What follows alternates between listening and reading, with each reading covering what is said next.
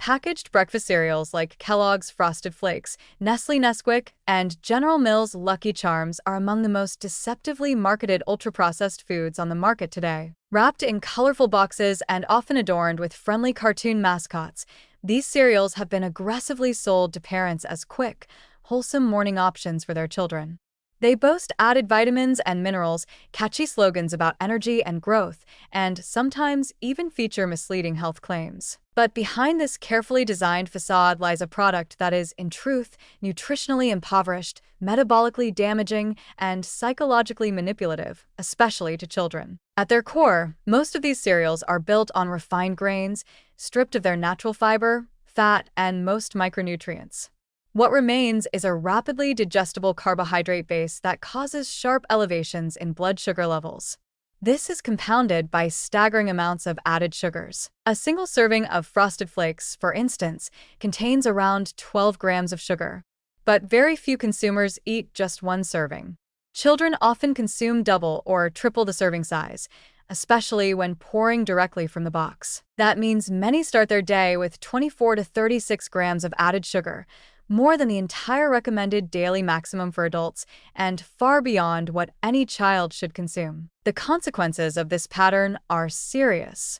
These cereals contribute significantly to the early onset of insulin resistance, setting the stage for type 2 diabetes and chronic inflammation even in childhood. Moreover, the high glycemic load causes quick spikes in blood sugar followed by rapid crashes, leading to mood swings, irritability, fatigue, and increased hunger later in the day. This roller coaster effect can damage a child's ability to concentrate at school, sustain energy, and regulate emotions, none of which are visible on the bright boxes in supermarket aisles. Perhaps even more concerning is the way these cereals are formulated to be hyperpalatable and addictive. The combination of sugar, refined carbohydrates, artificial flavors, and sometimes added fat produces a product that lights up the brain's reward centers, much like junk food or sweets. This contributes to unhealthy eating behaviors, including cravings, overconsumption, and emotional dependence on sweet foods from a young age. It conditions the palate to expect sweetness with every meal, undermining the appreciation of natural, whole foods. Artificial flavorings and colorings, ubiquitous in products like Lucky Charms and Nesquik, carry their own risks. While regulators permit these additives in small amounts, there is growing concern about their impact on behavior and development in children. Several food dyes have been linked to attention problems and hyperactivity, especially in sensitive individuals. In Europe, some of these dyes require warning labels due to behavioral concerns, yet in the United States they remain freely used, especially in products aimed at kids. Parents are rarely informed of these risks, and children are rarely protected from them. Another critical issue is the way these cereals contribute to the normalization of ultra-processed food consumption. When breakfast, the foundational meal of the day, is reduced to a bowl of candy-colored flakes drenched in milk, the message is clear.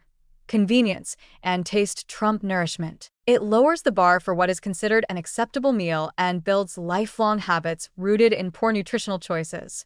As these habits persist into adulthood, they lead to higher risks of obesity, heart disease, fatty liver disease, and more. It's also important to consider the psychological manipulation at play in the marketing of these cereals.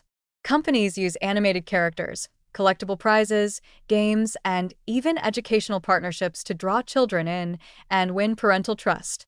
This is a deliberate tactic to create brand loyalty from a very early age. Children beg for the cereals they see advertised during cartoons or placed at eye level in stores. This marketing is not benign.